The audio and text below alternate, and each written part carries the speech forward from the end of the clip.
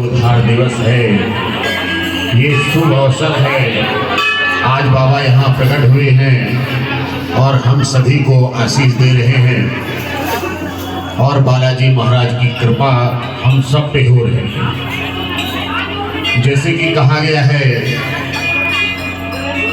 कर्म ही हमारा जीवन है और कर्म नहीं है तो धर्म भी नहीं। हम कर्म नहीं करते हैं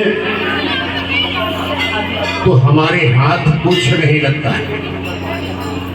हम कर्म करेंगे तो हमारे हाथ में सब कुछ आएगा। कर्म ही हमारा आज है और कर्म ही हमारा कल होगा। कर्म ही हमें सुख देगा, कर्म ही हमें दुख देगा। कर्म करने से हम जीवन में सुख पाते हैं। कर्म करने से रातों की नींद भी अच्छी आती है, सुखमय नींद आती है जब हम कर्म करते हैं। और कर्म नहीं करते हैं तो ना ही हमें धर्म मिलता है ना ही अधर्म मिलता है। तो कर्म किया जाए, कैसा किया जाए, इस पर विचार करने की बात होती है। कर्म से सब कुछ शामिल है।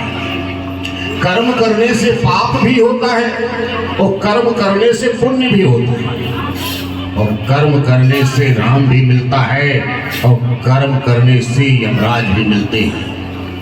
सब कुछ हमारा कर्म पर ही निर्धारित है। हम उस नारायण की शरण में रहेंगे और उनकी कृपा पाएंगे तो ये भी कर्म में ही आता है। और हम अधर्म में रहेंगे तो ये भी कर्म में ही आता है।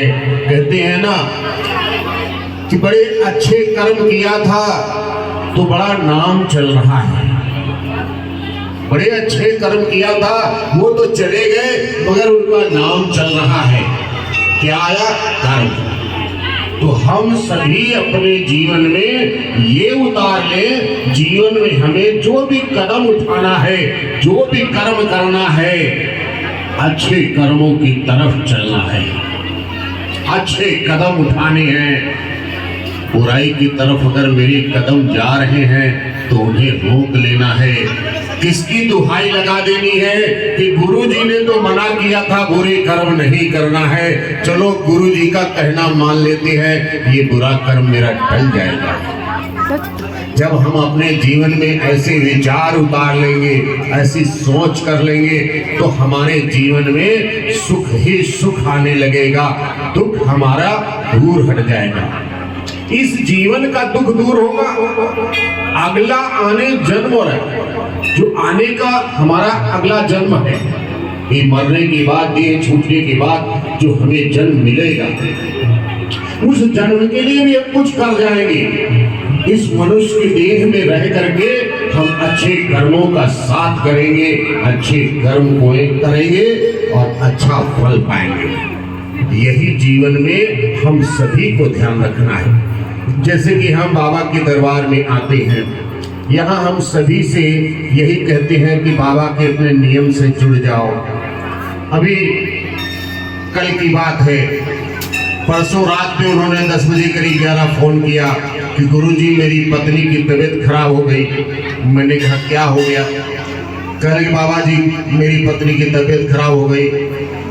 मैंने कहा चलिए उसको कान में लगाइए, फूंक डाल देता हूँ, आराम मिल जाएगा। चले जी बाबा जी डाल दीजिए। हमने कहा यहाँ कब आए थे?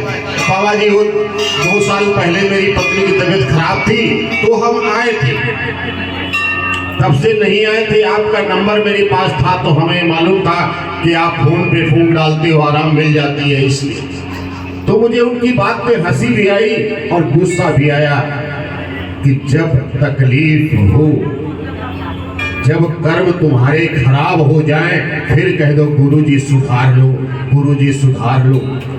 नहीं, हमको अच्छे कर्मों की तरफ जरूर लगे रहना चाहिए।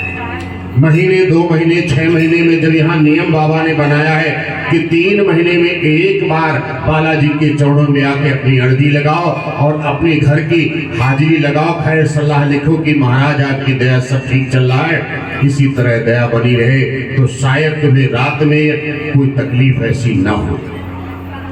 जिस तरह तुम रात में 2 बजे 12 बजे फोन करते हो, गुरुजी ये समस्या हो गई, तो ये शायद तुम्हें ना करना पड़े।